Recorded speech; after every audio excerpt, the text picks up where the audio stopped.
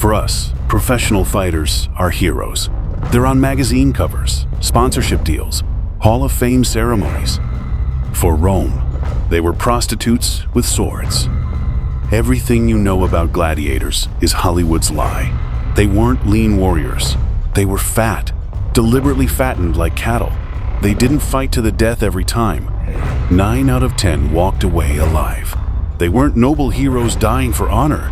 They were branded infames, the same legal status as pimps and whores. They couldn't vote, couldn't testify in court, couldn't leave their children anything when they died. Yet senators' wives abandoned their families for them. Pompeii's walls screamed their names in public lust. They were the most despised men in Rome and the most sexually desired. This is the paradox written in bone, buried in Turkish soil, preserved in volcanic ash, hidden behind 5 centuries of Rome's greatest show. This is the real story, the one Hollywood won't tell you, the one the bones refuse to forget. Rome had a word for what gladiators were: infamia. Not just disgrace, legal contamination, a brand that marked you as subhuman, the same stain that clung to prostitutes, pimps, actors, people who sold their bodies for entertainment. Every gladiator carried this mark.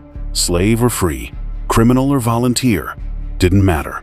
The law saw them as vendors of human flesh who surrendered bodily autonomy for coin.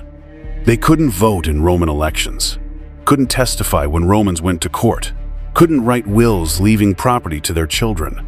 The law treated them as ghosts, alive but legally invisible. But walk through Pompeii before Vesuvius buried it. The walls tell a different story. Celidus the Thracian makes the girls moan, not whispered, carved in stone. Public walls for everyone to see. Let me tell you about Epia, senator's wife. Wealth that could buy armies, children, a husband respected throughout Rome, status that opened every door in the empire. She looked at all of it and walked away. She followed a gladiator to Egypt. His name was Sergius. He was disfigured, missing an eye, face covered in scars from years in the arena. She didn't care. The danger was the point. The violence was the attraction. This wasn't scandal. This was Tuesday in Rome. Emperor Marcus Aurelius, the philosopher king, wrote meditations about virtue and self-control. Couldn't control his own household. His wife, Faustina, allegedly lusted after a gladiator so intensely that Roman mystics prescribed bathing in his blood. Not prayer, not fasting. Blood, his blood, as medicine for her obsession. The satirist Juvenal saw it everywhere, wrote it down. What these women love is the sword. Now try to understand Rome's broken mind. Gladiators embodied virtus, the quintessential Roman masculine ideal. Courage, strength, the willingness to face death without flinching. Cicero, Rome's greatest orator, praised them. Even when felled, they never disgraced themselves. Stoic philosophers held them up as models: how to die with dignity, how to face the inevitable with grace. But their commercial nature poisoned everything. They sold their bodies, performed for pay, were bought and sold like furniture. That made them disgusting, contaminated, unworthy of citizenship. Rome tried to ban elite participation. Laws in 38 BC, again in 22 BC, again in 19 AD. Every single law ignored. By 56 AD, authorities gave up, lifted the ban entirely. Their official reason, preserved in records, there proved to be no use in forbidding it. Even emperors couldn't resist the pull. The sexual dimension made it worse. Romans assumed gladiators were sexually available to anyone, male or female, didn't matter. Archaeological evidence from Ephesus confirms it. Graffiti, love notes, explicit offers. Women didn't desire gladiators despite the danger. They desired them because of it. The Thracian fighter, nearly naked, minimal armor, considered the peak of masculine virility. Mark Antony, Julius Caesar's right hand, chose gladiators as personal bodyguards. He understood their power transcended swords. But here's where it gets stranger. Some women didn't just watch. They trained. They fought. Female gladiators existed. According to the historian Cassius Dio, they fought with such ferocity that Emperor Septimius Severus banned them entirely in the year 200. His official reason: they taint the reputation of other women in society. Think about that. Rome tolerated men selling their bodies for blood sport. Male gladiators were legal, celebrated, immortalized in mosaics decorating the richest homes. But women doing the same thing threatens civilization itself. Here's your modern parallel. Today's celebrity athletes. We worship them, buy their jerseys, memorize their statistics, put them on cereal boxes. But when they speak about politics, we tell them to shut up and play. When they demand fair treatment, we call them ungrateful. When they show humanity beyond their sport, we get angry. We want the performance, not the person. Rome perfected this 2,000 years ago. The Roman writer Tertullian watched this madness, captured it in one sentence. They love whom they lower, they despise whom they approve. The art they glorify, the artist they disgrace. The arena was Rome's mirror, reflected every contradiction the empire couldn't admit, every repressed desire, every buried shame, every unspoken fantasy. All of it played out in sand and blood, while 70,000 Romans screamed themselves hoarse. Gladiators weren't heroes or villains. They were commodities that became legends, products that became people, slaves that became sex symbols. They were the paradox made flesh, and Rome worshipped them for it. Hollywood gave you Russell Crowe, lean, muscular, abs you could see from the cheap seats. Rome gave them bellies. Let me tell you about 67 bodies, buried in Turkish soil near Ephesus, forgotten for 2,000 years, until archaeologists dug them up. The bones told a story Hollywood destroyed. Gladiators were fat, not muscular, not lean, not athletic in the way you think. Fat, deliberately, systematically, fattened like livestock before slaughter. Their diet was almost entirely vegetarian. Barley, beans, legumes, barely any meat. Romans had a nickname for them: hortieri, barley men. Barley was inferior grain, the stuff you fed to slaves, the stuff you used to punish Roman soldiers who failed in battle. But this wasn't punishment. This was armor.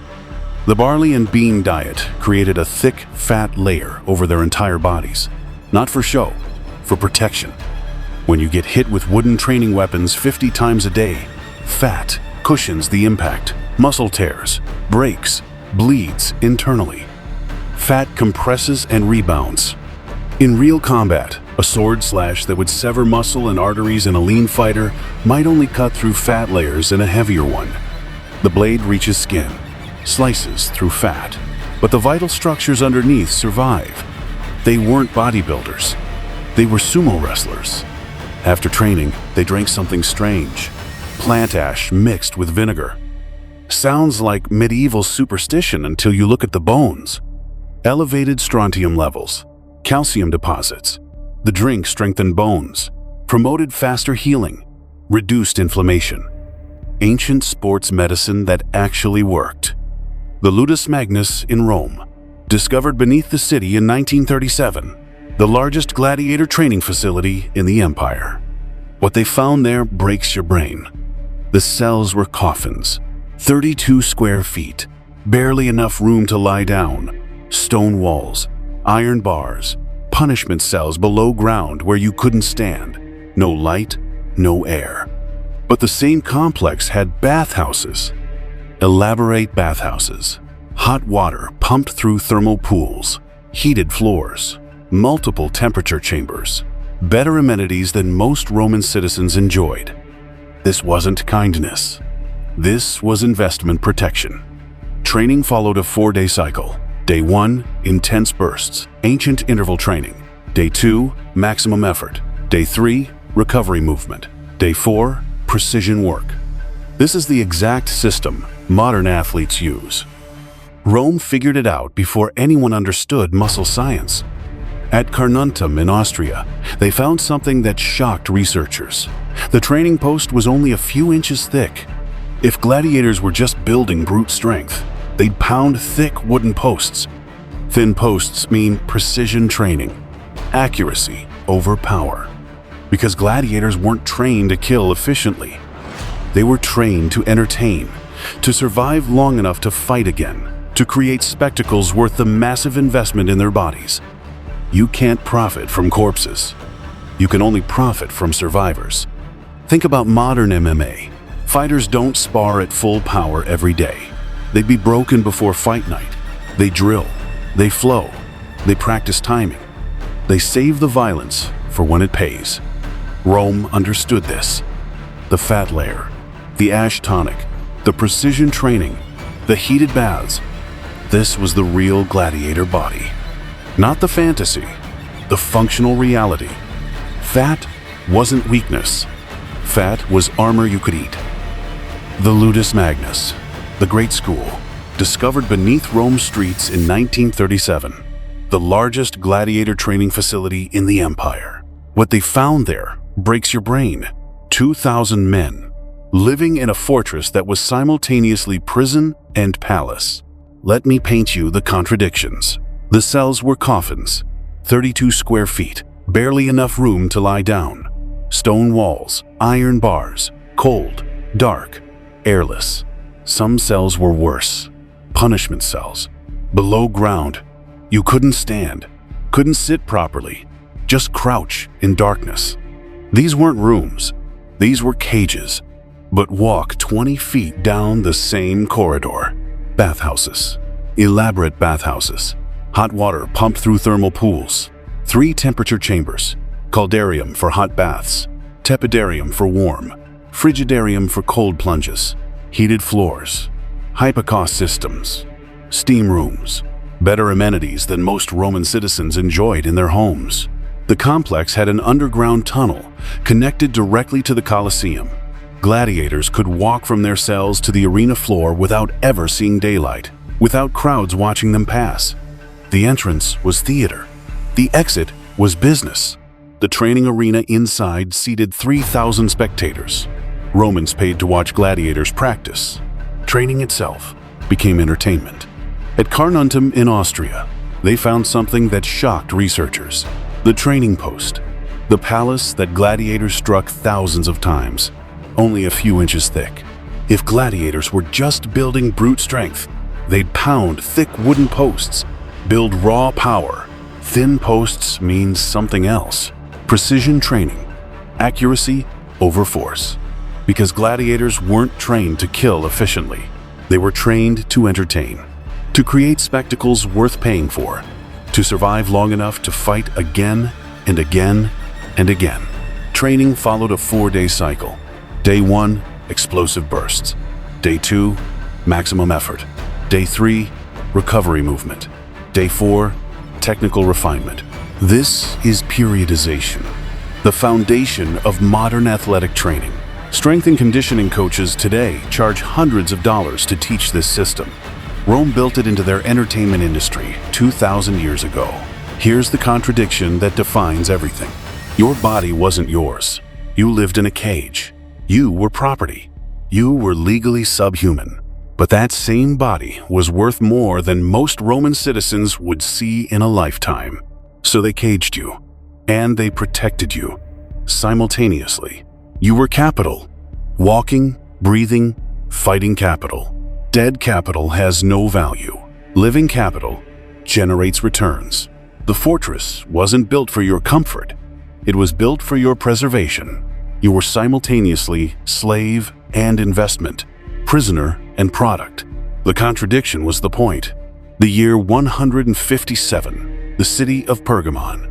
A job opens up, physician to the gladiators. The previous doctor lost 60 fighters, 60 trained men, each 1 year of investment, dead on his watch. The test: treat an eviscerated ape, intestines spilling out, organs exposed, blood everywhere. Every physician in the city refused. Too risky. If the ape dies, your reputation dies with it. One man stepped forward, Galen, 28 years old, unknown, ambitious, desperate to prove himself. He saved the ape. He got the job. What happened next changed medicine for 1,500 years. Let me show you one scene. A gladiator comes in from training, deep laceration across his thigh. You can see muscle, red and wet, contracting, blood pooling on the stone floor. Other physicians would stitch the surface, close the skin, send him back to his cell. Hope infection doesn't kill him. Galen did something different. He went deep, stripped the tendons, removed the outer covering, sutured the muscle layers together. Not just the surface, the structure underneath. Then he tied off the arteries, one by one, stopping the bleeding at its source. The gladiator lived, fought again 3 months later. These are techniques modern trauma surgeons still use. Galen figured them out by treating men Rome classified as garbage. He called gladiator wounds windows into the body. Human dissection was banned in the Roman Empire. Physicians could only cut open animals, but animal anatomy isn't human anatomy. Gladiator injuries gave Galen what no other doctor had: living anatomy lessons. Severed muscles still contracting, exposed organs still functioning, blood flow visible in real time. For wounds, he kept them moist. Wine-soaked linen. The ethanol killed infection. Galen didn't know about bacteria. Wouldn't for another 1,700 years. But he knew wine-soaked wounds healed better than dry ones. So he used wine. The cemetery at Ephesus proves his methods worked. 11 skulls with healed fractures. Clean bone healing. These men took blows that cracked their skulls, received treatment, healed, fought again. One skeleton at York shows something incredible. Large carnivore bite marks, lion or tiger, on the shoulder and hip. The bone healed. He survived long enough after the bite for bone tissue to repair, then died in a different fight months later. Dead gladiators cost money. Living gladiators made money. Galen became the most valuable employee in Pergamon. His gladiator work launched a legendary career. He moved to Rome, became personal physician to 3 emperors: Marcus Aurelius, Commodus, Septimius Severus. He wrote over 600 books. His texts dominated Western medicine until the Renaissance. All because Rome's most despised men taught him how to save Rome's most powerful. The slaves opened the windows, the masters walked through, and Galen never forgot where he learned to cut. Everything you know about thumbs is backwards. Thumbs up means live? Wrong. Thumbs down means die? Wrong. Complete. Total. Backwards. Thumbs up meant death. The gesture mimicked a sword thrust pointing at the defeated fighter's throat. Thumbs pressed down into a closed fist meant mercy. One French painter in 1872 permanently reversed it. One artwork infected popular culture forever. Director Ridley Scott knew the truth, making Gladiator. He used the wrong gesture anyway. Why? Modern audiences wouldn't understand. So now the lie is permanent. When you see thumbs up in ancient Rome, someone's dying. But here's what really determined life or death: money. Renting a gladiator for one event cost 20 denarii. If he died, you paid a penalty. 1,000 denarii, 50 times the rental cost. Do the math. You rent 20 fighters. If they all die, you owe 20,000 denarii in death penalties. That's a villa. That's years of income. That's financial ruin. So the system overwhelmingly favored survival. Emperor Augustus banned fights without mercy. His reason was pure economics. Dead gladiators can't generate revenue. Training replacements takes years. The investment model only works if they survive. The result? 9 out of 10 defeated gladiators walked away alive. Tombstones, fight records, ancient accounts, all tell the same story. 90% survival rate. For us, that destroys the myth. For Rome, that was the business model. Let me show you how it worked.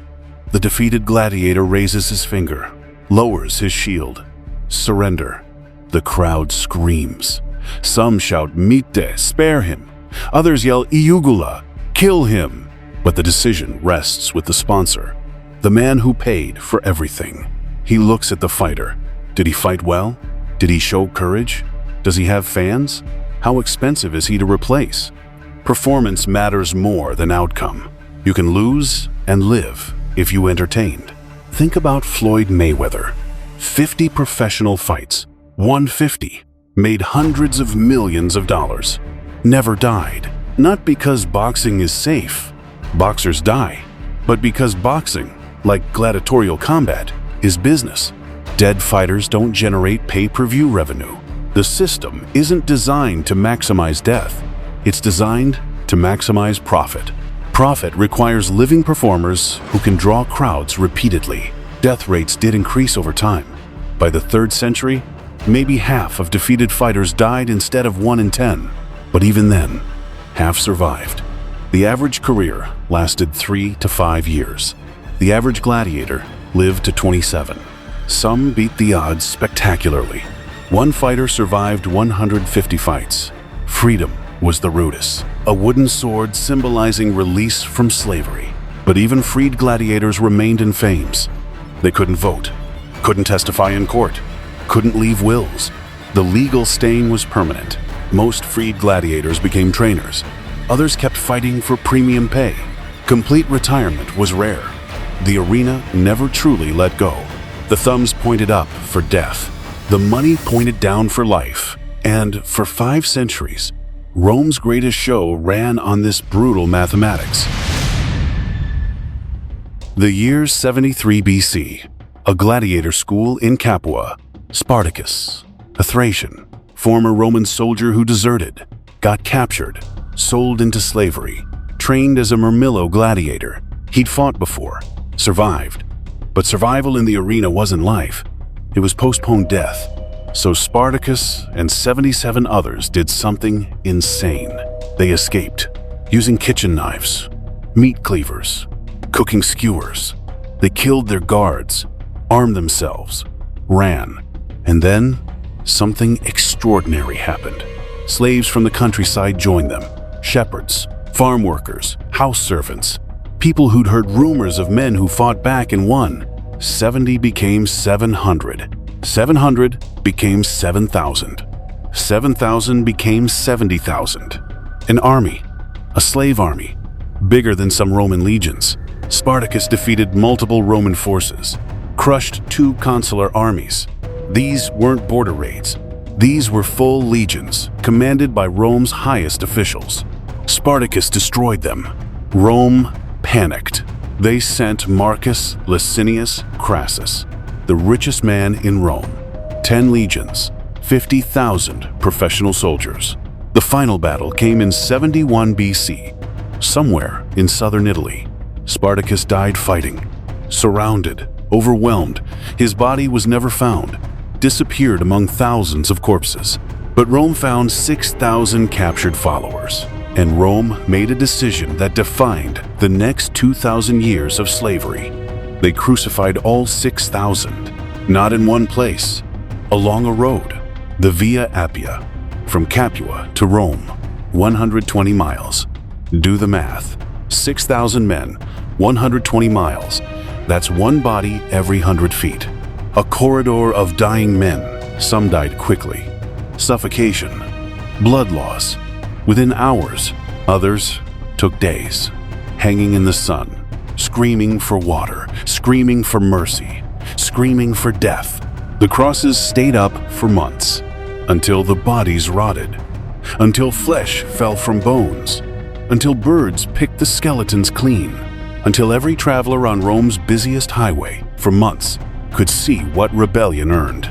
Mothers traveling to Rome with their children, merchants, soldiers, politicians, everyone, walking past mile after mile after mile of corpses. The smell must have been unbearable, the sight worse. But that was the point. This wasn't execution. This was advertising. A message tattooed across 120 miles of Italian landscape. This is what happens when slaves forget their place. Spartacus became legend. Books, movies, symbols of rebellion. But 6,000 others became warnings, and slavery continued for another 4 centuries. The gladiator who escaped the arena created the most brutal mass execution in Roman history. He won his freedom. 6,000 paid the price. Not all gladiators were the same. Rome created types, specialized fighters, each with different weapons, different armor, different strategies, and the matchups were designed carefully, deliberately, to create drama. Let me show you the most famous pairing. The Retiarius versus the Secutor. The Retiarius, the net fighter, almost naked, no armor, no helmet, just a net, a trident, and a dagger. Speed, distance, mobility, that's his advantage. The Secutor, the chaser, heavy armor, enclosed helmet, big rectangular shield, short sword, protection, power, endurance.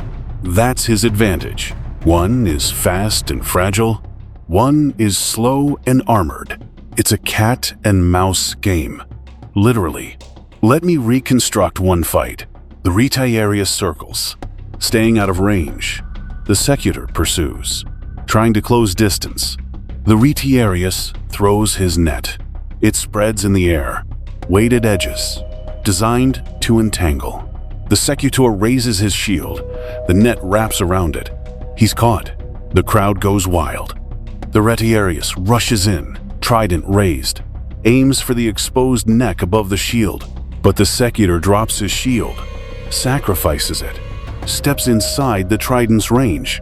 Now it's close combat. The Retiarius's advantage is gone. The Secutor's short sword finds flesh, a cut across the Retiarius's arm. Not deep, but bleeding. The Retiarius retreats, grabs his backup dagger. No net now, no range advantage.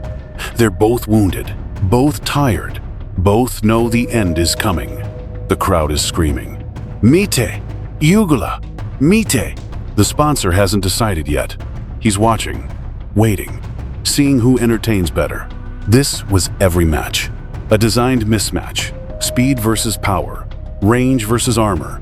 Mobility versus protection. The Murmillo versus the Threx. Heavy infantry versus light skirmisher.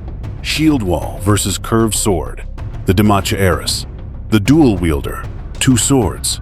No shield. Every strike is both offense and defense simultaneously. Ambidextrous madness. The Hoplomachus. Spear and small shield. Greek style. Reach and precision. Every type had a counter. Every strength had a corresponding weakness. Rome didn't just create fighters. They created matchups, drama, tension. Every fight was designed. Not fixed, but designed. Think about modern combat sports, weight classes, style matchups, striker versus grappler, orthodox versus southpaw. UFC builds entire fight cards around style contrasts. They know certain matchups create drama. Rome figured this out 2,000 years ago. The arena wasn't random violence. It was choreographed chaos. Every mismatch was intentional. Every fight was theater.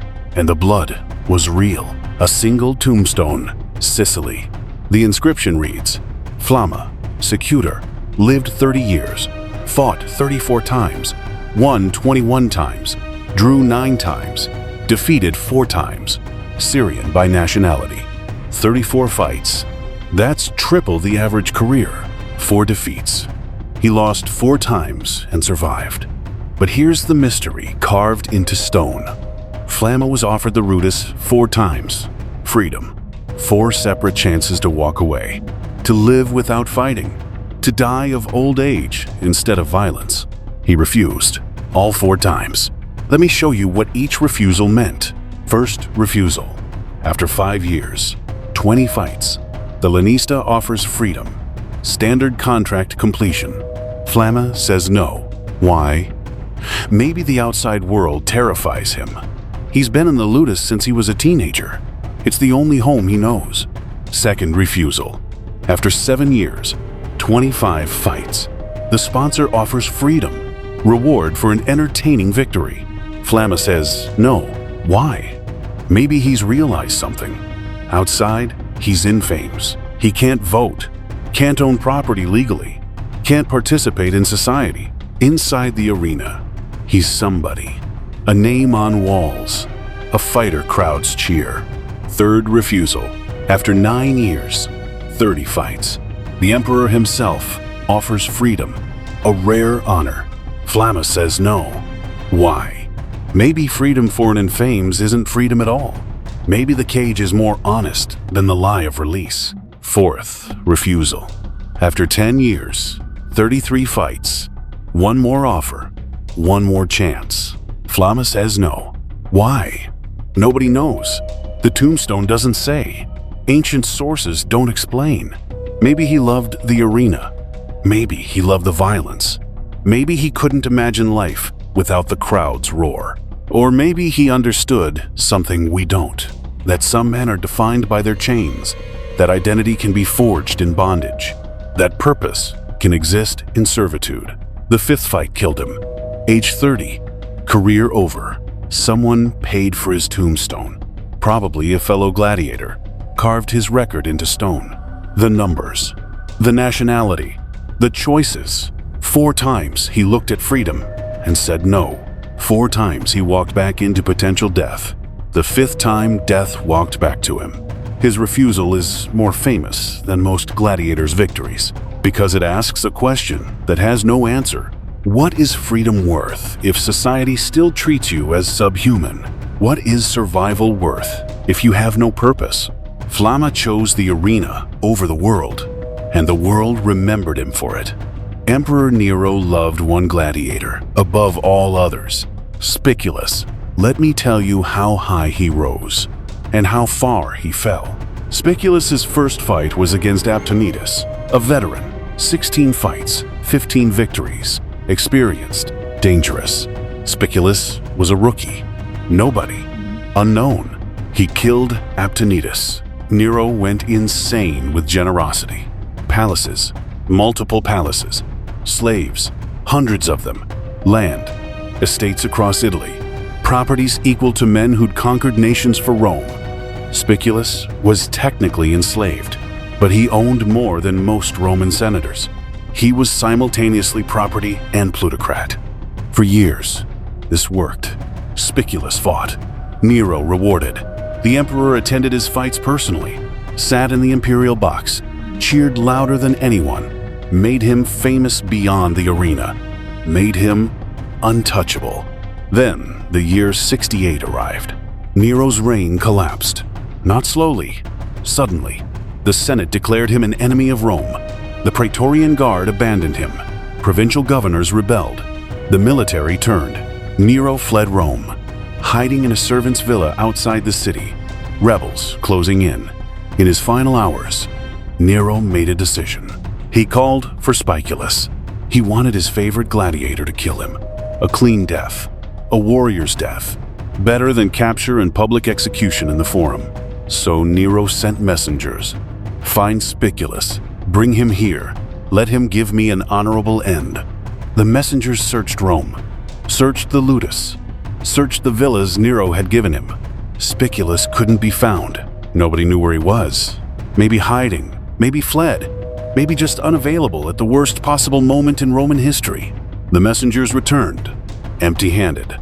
Nero had no choice left. He took a dagger, held it to his own throat, hesitated. His final words, "What an artist the world is losing." Then he pushed the blade in. Nero died, alone, bleeding out in a servant's house, without the warrior's death he wanted. But Spiculus's story didn't end there. The death of an emperor creates chaos. Mobs in the streets, riots, looting, political upheaval. Anti-Nero factions tore through Rome, destroying everything connected to the dead emperor.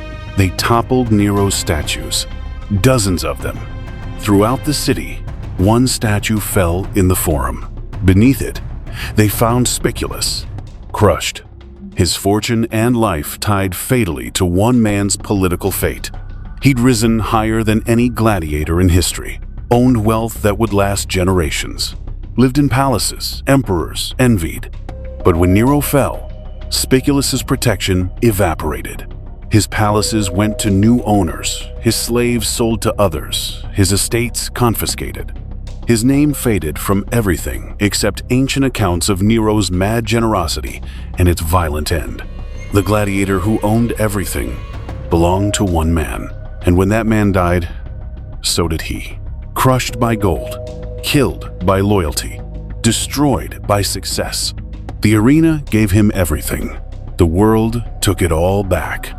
The first gladiatorial combat was murder dressed as duty, the year 264 BC. The funeral of Junius Brutus Para. 3 pairs of gladiators fought to death, not for entertainment, for sacrifice. Blood offering to appease underworld gods, human sacrifice. But Roman. For 500 years, the games continued. Then Christianity arrived. The new religion condemned the spectacles. Human life, sacred. Killing for entertainment was sin. Emperor Honorius prohibited gladiatorial combat in the year 404. The games ended. But let me show you something the Christians couldn't bury. The York Cemetery in England. 80 bodies, gladiators, spanning 250 years. 45 were decapitated. Not random violence. The skulls were carefully positioned on chests, between legs, at feet. Ritual, ceremony, something deliberate, even in death, performance, even in burial, theater. The Christians ended the games to save souls, but the bones tell a different story. Rome never stopped worshiping violence. They just changed the costume. Public executions replaced arena deaths. Judicial torture replaced gladiatorial combat. Wars justified as righteous replaced fights justified as entertainment. The violence moved, but never stopped, and neither did we. Today's gladiators don't fight in the Colosseum. They fight in octagon cages, on football fields, in boxing rings, MMA fighters selling brain damage for pay-per-view, NFL players destroying their bodies for championships, boxers dying for belts. Different arena, same transaction, bodies for entertainment, violence for profit, fame bought with physical sacrifice. We tell ourselves it's different. They choose it. They're paid well. They're heroes, not slaves. But the bones buried in Turkish soil and English cemeteries would recognize the pattern. The Colosseum stands now, empty, silent. Tourists walk its corridors, taking photos, buying souvenirs. They imagine Russell Crowe, honor, glory, dramatic deaths. They don't imagine fat men surviving 9 of 10 fights. They don't imagine economic calculations. They don't imagine the sophisticated brutality of a system designed to profit from controlled violence. But the bones remember. The bones tell the truth Hollywood destroyed. Gladiators weren't myths. They were men in an industry, an entertainment business that ran for 5 centuries on blood and economics, and humanity's capacity to watch others suffer while calling it glory. They were Rome's ultimate paradox. The despised who became desired, the enslaved who became celebrities, the condemned who earned immortality. The thumbs pointed up for death. The fat protected better than muscle. The doctor learned from the slaves. The wooden sword meant freedom, but the stain never washed off. Spartacus became legend. Flamma refused freedom. Spiculus was crushed by gold. And we, sitting in our homes, watching modern fighters bleed on screens, tell ourselves we're different from Romans. We're not. The arena is silent now. But we never stopped watching. We just changed the channel.